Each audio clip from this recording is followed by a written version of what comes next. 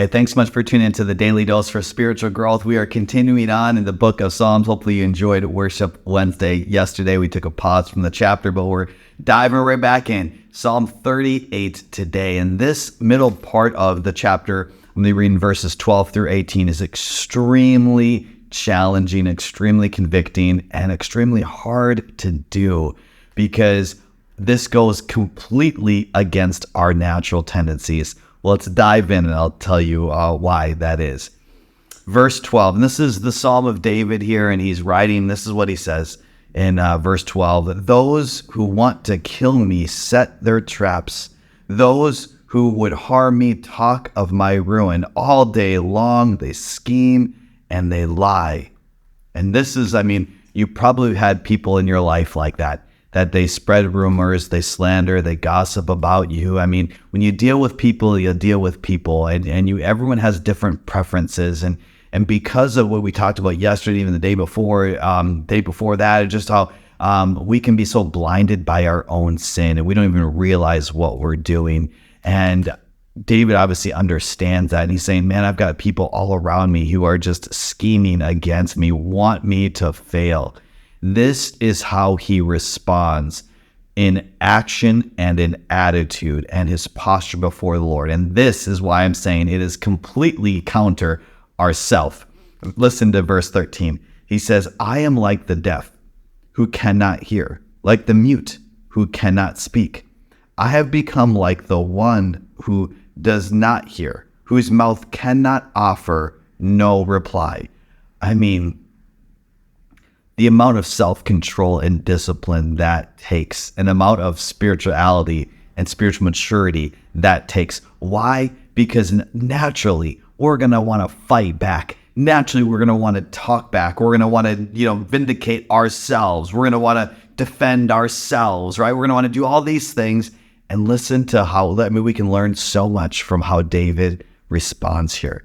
And then this is not only, so is he doing that physically, now listen to what he's doing mentally and spiritually. Verse 15, Lord, I wait for you. You will answer. Lord my God, for I said, do not let them gloat or exalt themselves over me when my feet slip.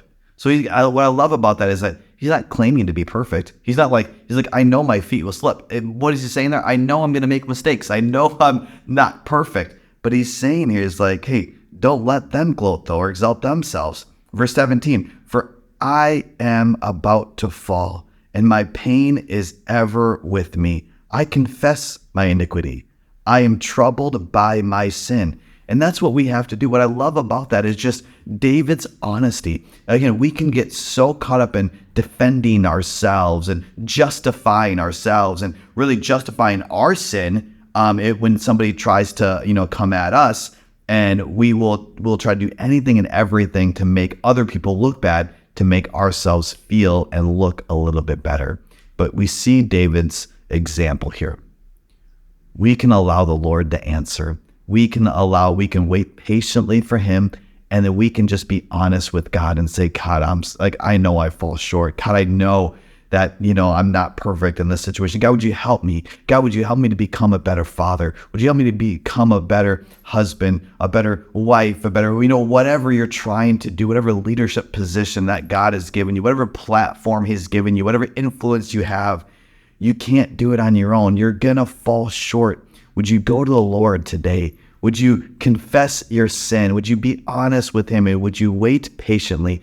And if you have other people around you trying to get after you and lie and gossip about you and, try to set you up for failure, would you become a mute? Would you become deaf and say, I'm going to be silenced by those things, and God, I'm just going to listen to you?